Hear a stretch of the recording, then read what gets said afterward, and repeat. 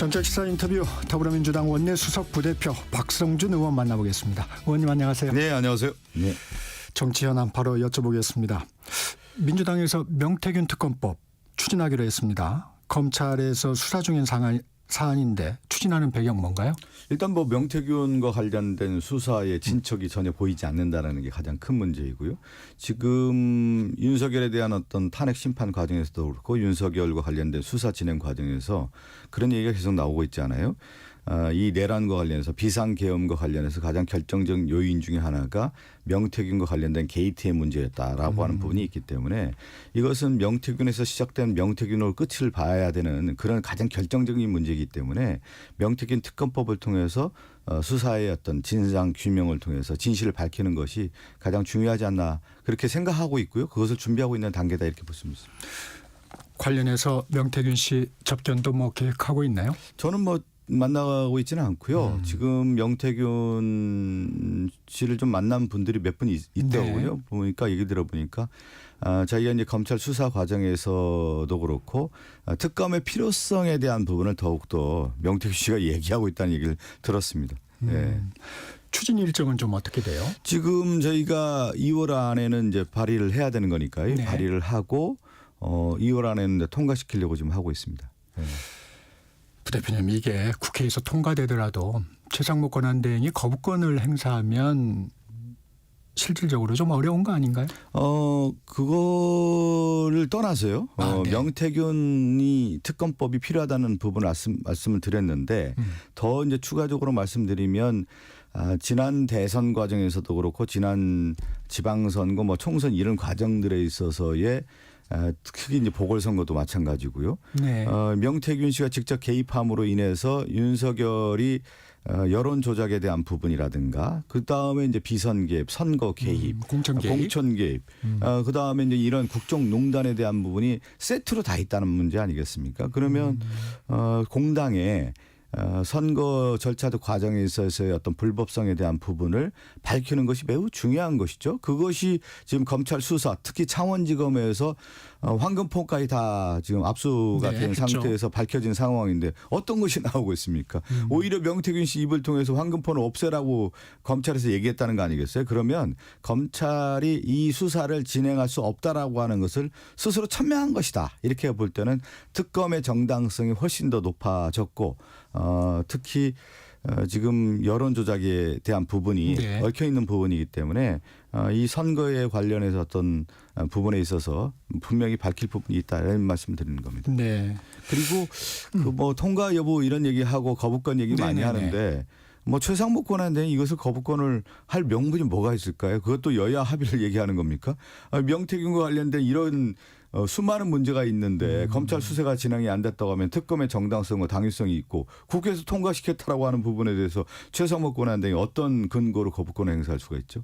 명분이 없다. 만약에 이제 이런 식으로 지금까지 최상목 권한대행이 그동안의 행태를 보면 대통령의 권한대행을 넘어서 지금 윤석열의 대행, 쉽게 얘기하면 내란수계의 대행의 역할에 충실한 거 아니냐 이렇게 보고 있는 거 아니겠어요? 더욱더 지금 국민의 신뢰를 저버리는 축적의 과정이다 이렇게 보아야 되겠죠. 네, 의원님. 이 같은 행보가 네네. 윤 대통령 부부보다는 여권의 대선 주자 오세훈, 홍준표 시장, 이준석 의원에 대한 견제를 위한 노림수다 이렇게 보는 견해에 대해서는 그건 어떻습니까? 전혀 아니죠. 왜 그러냐면 김건희 특검법을 우리가 발의하면서 명태균 특검법이 들어가 있었지 않았습니까? 그거 당연한 거고요.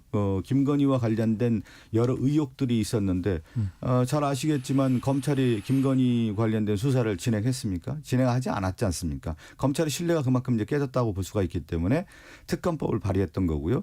또 김건희 특검법 안에 명태균과 관련된 의혹이 있고 또 김건희와 관련된 부분이 있고 윤석열과 관련된 부분이 있기 때문에 그렇게 특검법을 발의했었는데 그것이 이제 특검이 부결이 됐던 거죠. 재의결에서.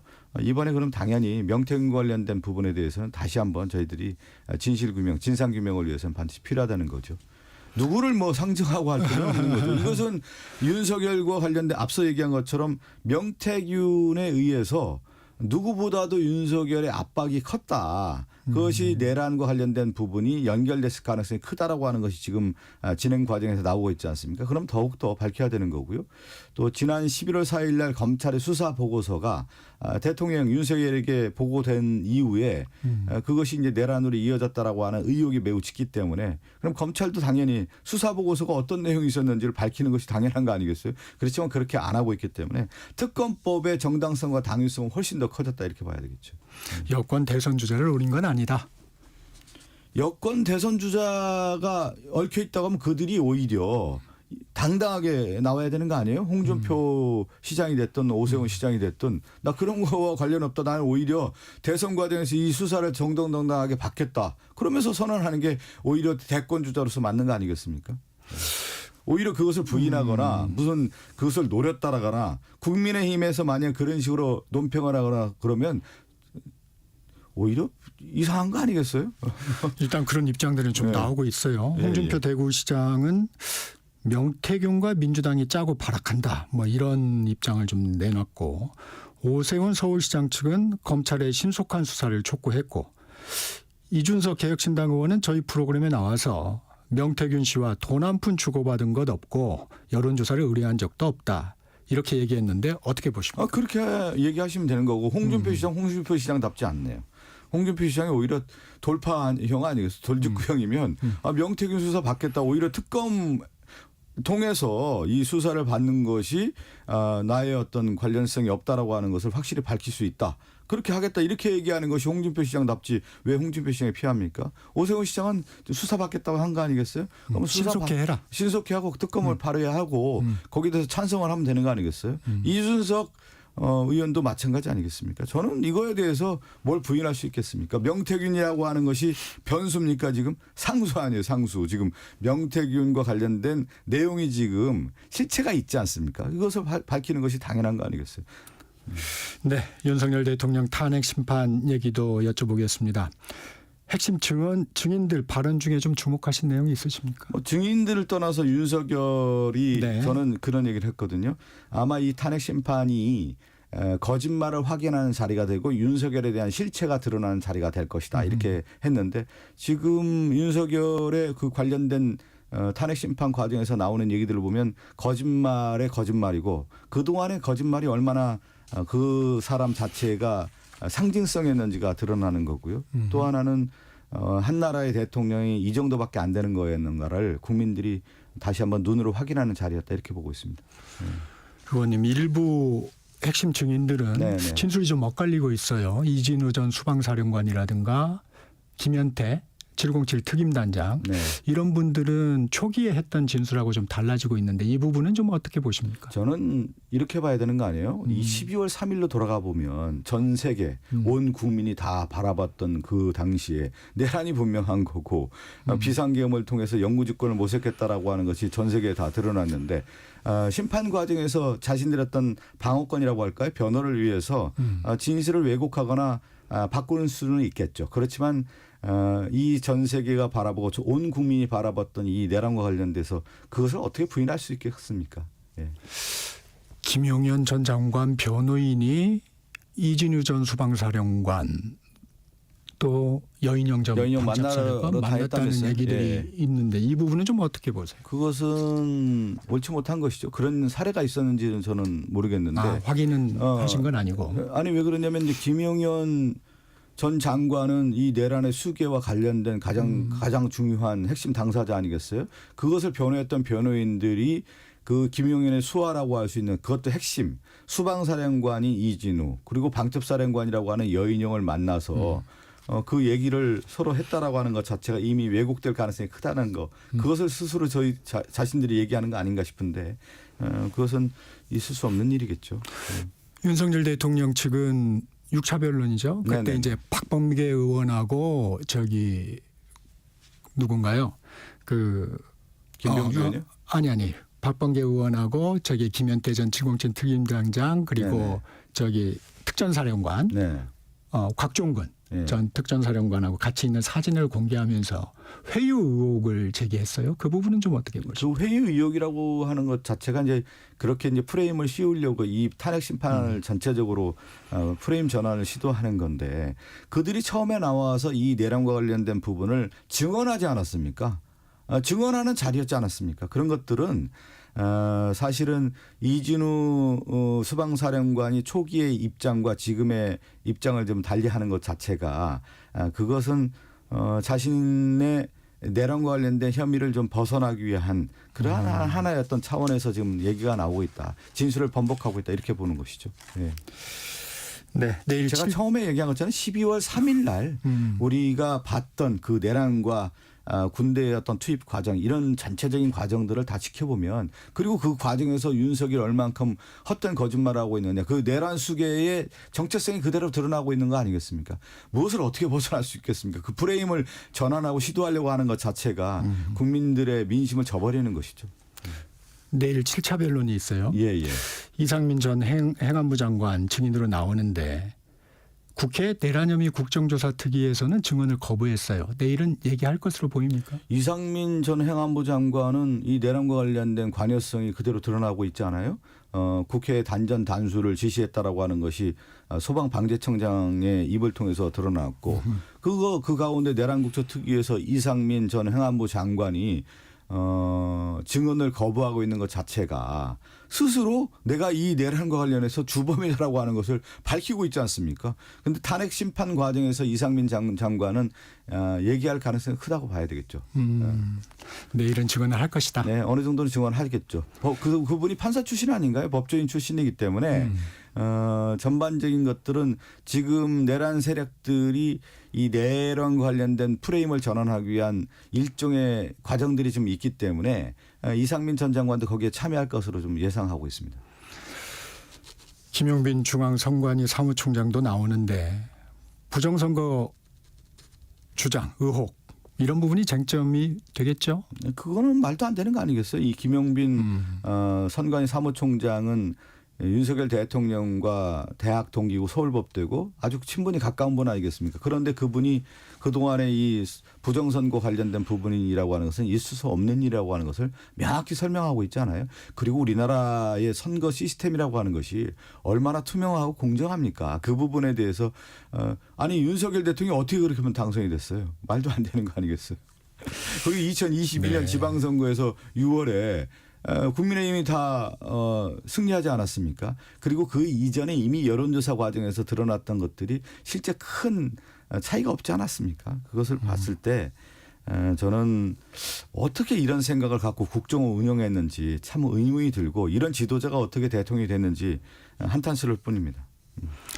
윤 대통령 탄핵 심판 변론 기일 13일까지 일단 지정이 되어 있습니다. 네네. 아직 이제 추가 기일 여부가 관심인데 의원님은 어떻게 보세요? 지금 이 사건 자체가 제가 말씀드린 것처럼 12월 3일 날 온 국민이 봤던 사건이고 명확하단 말이죠. 쟁점이 될 수 있는 사건이 아닌데 이 쟁점화하려고 하다 보니까 지금 탄핵 심판 과정에서 계속 진술이 엇갈리고 번복되면서 스스로 거짓말하고 있다는 것이 드러나기 때문에 그것을 헌법재판관이 오랫동안 법적인 그러한 경험과 축적된 분들 아니겠습니까? 더 이상 쟁점이 될 수 있는 사안이 아니기 때문에 저는 신속히 끝날 거라고 보는데 어떻게 변론기를 더 잡을지는 한번 지켜봐야 되겠습니다. 네. 윤 대통령 측은 현재 진행에 대해서 문제 제기를 하고 있습니다. 신문 시간을 제한한다. 질문을 미리 제출하게 해서 불공정하다. 그리고 공개법정 증언보다 검찰 조서로 재판을 한다. 이런 입장인데 어떻게 보세요? 그동안에 윤석열 변호인들은 어떤 얘기를 했습니까? 다 변호인 출신이고 그동안에 판검사하면서 우리나라 헌정질서, 법질서를 지켜오면서 혜택을 받았던 분들 아니에요. 그런데 윤석열 관련된 모든 혐의와 관련된 부분에 있어서 그 변호인들은 이 우리나라의 사법 시스템, 법적 시스템을 지금 붕괴시키고 있는 당사자들 아닙니까? 그렇게 왔지 않았습니까? 우선 재판부의 판결을 인정했습니까? 검사의 수사에 대해서 인정을 했습니까? 공수처에 대해서 인정을 했습니까? 경찰 수사에 대해서 인정했습니까? 모든 것을 부인했던 그 세력들이 지금 와서 가장 권위 있는 헌법재판의 과정들에 대해서도 부인하고 있는 그 절차이기 때문에 그들의 말을 신뢰할 수 있겠습니까? 저는 한번 되돌아봤으면 좋겠어요. 윤석열 변호인 측들이 그동안에 혜택을 누려왔고 자신들이 얘기해왔던 헌정질서와 법질서를 오히려 그들이 무너뜨리고 있는 것은 아닌지 한번 되돌아보기 바랍니다.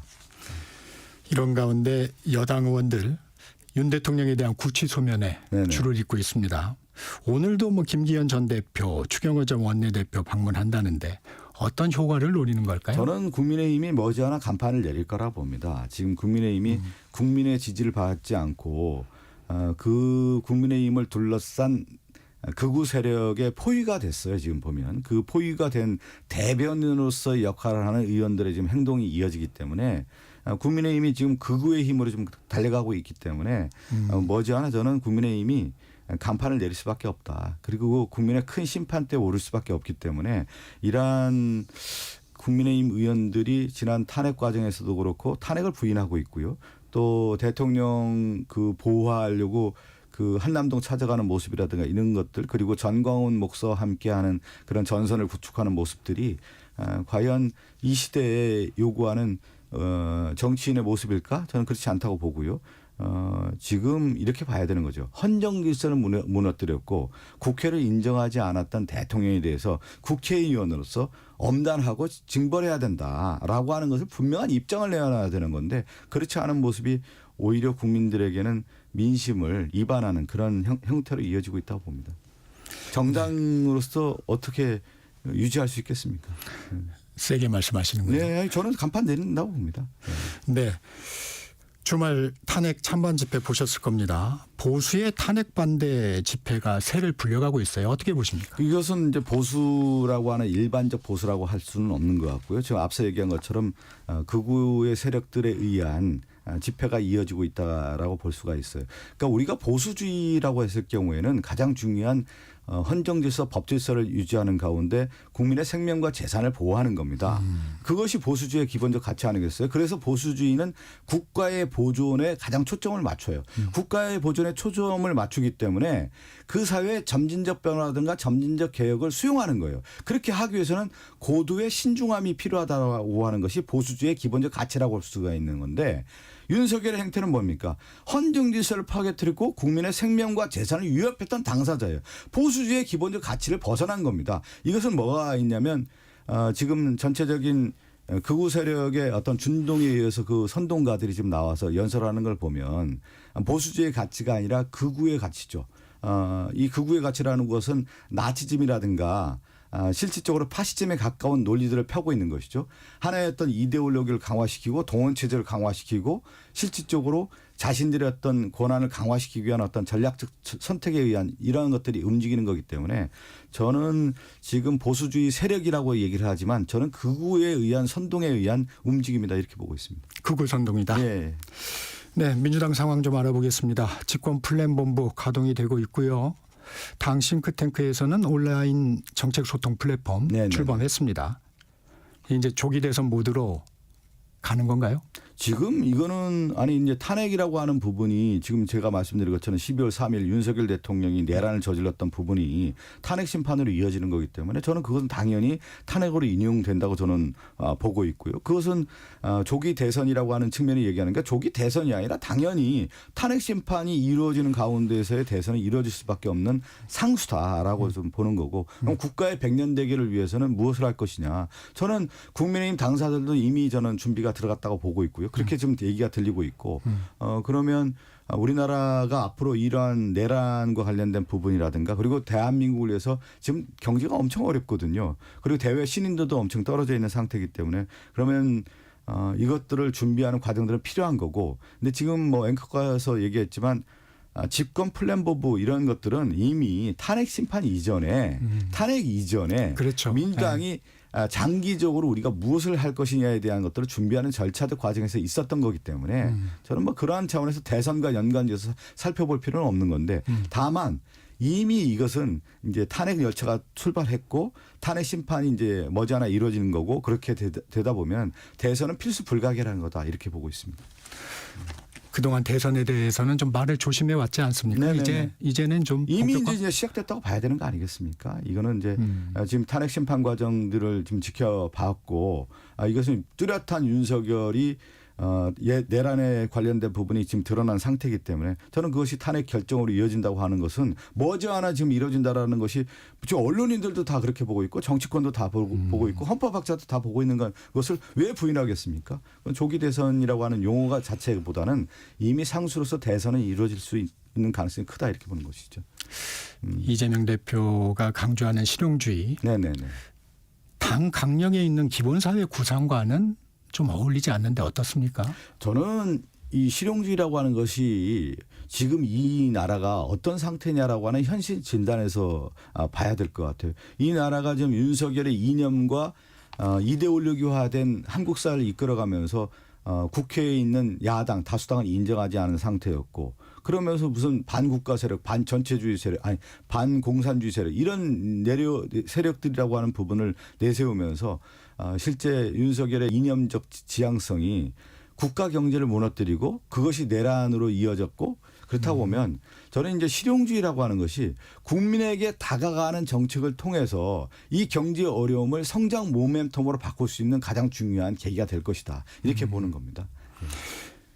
이게 이제 52시간 문제도 이제 반도체 특별법에서 나왔는데 당내에서도 좀 갈등이 있습니다. 이 정체성, 민주당의 정체성하고 실용주의가 좀 어긋나는 부분이 있지 않느냐 하는 지적도 있는데. 아니 그렇지는 않고요. 이제 민주당의 정책성이라고 하는 것은 서민과 국민들을 위한 어떤 경제적인 삶의 질을 통해서 국가의 국부를 상승시킨다라고 하는 것이 프라그마티즘 아니겠습니까? 그것이 민주당의 어떤 정체성과 뭐가 크게 다르겠습니까?